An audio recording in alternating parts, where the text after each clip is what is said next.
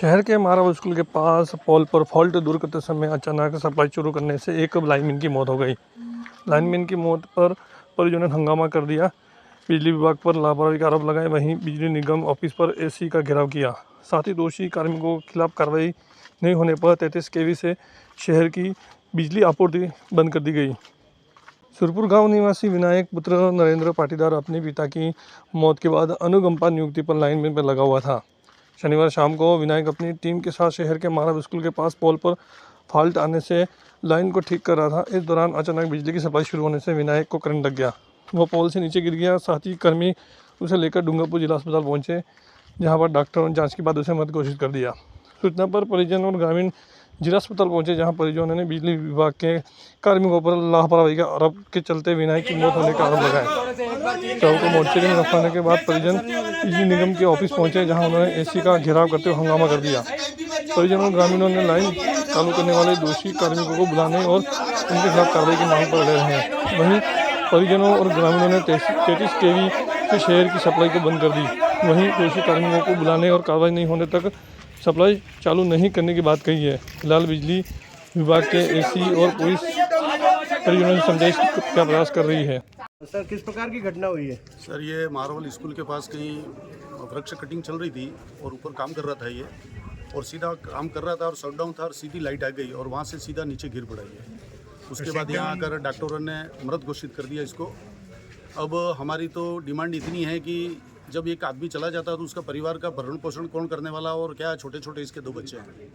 और हम ये चाहते हैं कि उसके बारे में प्रशासन हमसे आके बात करे और उसके बाद ही हम पोस्टमार्टम करवाएंगे और उसके बाद ही हम इस बॉडी को उठाएंगे। उसके पहले हम कतई भी हम नहीं उठाएंगे, क्योंकि इसकी व्यवस्था हमें करना बहुत ज़रूरी है।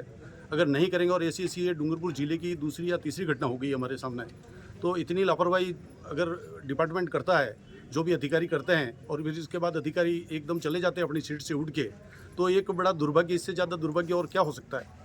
कम से कम ऐसे समय में इनके डिपार्टमेंटली आदमी है तो डिपार्टमेंट के व्यक्ति को आकर और कम से कम कुशल के क्या है स्थिति, क्या बनी है, पूछना चाहिए।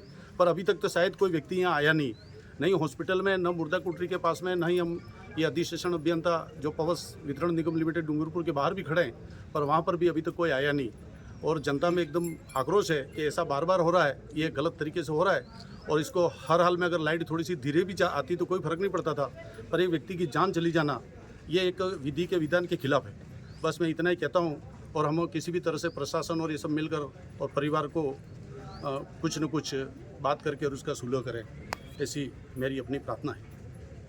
आज डूंगरपुर शहर में ड्यूटी के दौरान हमारा तकनीकी कर्मचारी विनायक दुर्घटनाग्रस्त हो गया। ये अपने रतनपुर जीएसएस से निकलने वाले फीडर पे सुबह से ही काम कर रहा था। उस सेक्शन को लाइन का सुबह हटाया था उन्होंने, आगे लाइन में मेंटेनेंस और कुछ कामकाज करने के लिए। तो दोपहर बाद में वापस उसी सेक्शन को लाइन को जोड़ रहा था, उस टाइम वो हादसे का शिकार हो गया। इस हादसे में वो कर्मचारी ड्यूटी पे था और उसकी प्रथम दृष्टया कोई लापरवाही सामने नहीं आ रही है। इसलिए इस मामले की तुरंत ही मैंने 2 एक्शन है हमारे, उनसे जांच करवा के 24 घंटे में, और जो भी कोई दोषी कर्मचारी अधिकारी होगा उसके खिलाफ कार्रवाई। सर, मीडिया के सामने एक स्टेटमेंट दिया आपके जैन सामने कि उनकी लापरवाही की वजह से उसकी डेथ हुई। किसी भी तरह कोई स्टेटमेंट दिया होगा तो उसकी भी बात करेंगे, उसकी भी जांच करवा लेंगे। कोई स्टेटमेंट गलत दिया तो वो भी गलत है।